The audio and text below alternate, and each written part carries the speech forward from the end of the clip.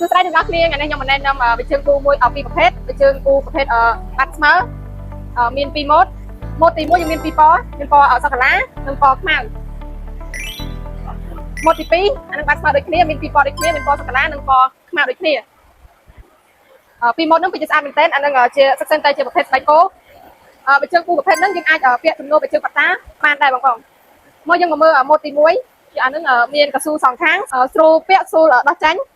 ហើយម៉ូតហ្នឹងគេបានដេព្រួយមកចំហើយស្រេចហើយយើងធានាជូនអានឹងពាក់អត់របស់ឬមួយក៏ហឹមតាណាទេបងប្អូនហើយចំណែកឯបាត់របស់វាជាប្រភេទបាត់កស៊ូទន់ស្វិតពាក់យូរក៏អត់ឈឺជើងដែរបងប្អូនមកបងប្អូនយើងមកមើលប្រភេទម៉ូតទី2ម្ដងអានឹងជាប្រភេទស្បែកគោ highlight សបកក្រូចបងប្អូនអានឹងជាប្រភេទមានកស៊ូសងខាងដូចគ្នាដែលយើងស្រួលសោកស្រួលពាក់ចំណែកឯធ្នេរបស់វាគេដេរួចមកចំហើយស្រាប់អាចមើលបានយើងធានាជូនអានឹងពាក់អត់របស់ឬមួយក៏ហឹមទេបងប្អូនហើយបាត់របស់វាមានកាឡាស្អាតបែបហ្នឹងបាត់របស់វាអានឹងពាក់យូរក៏អត់ឈឺជើងដែរបងប្អូនព្រោះវាជាប្រភេទបាត់ទន់ចំណែកម៉ូតនេះដែរមាន2ពណ៌មានពណ៌សាច់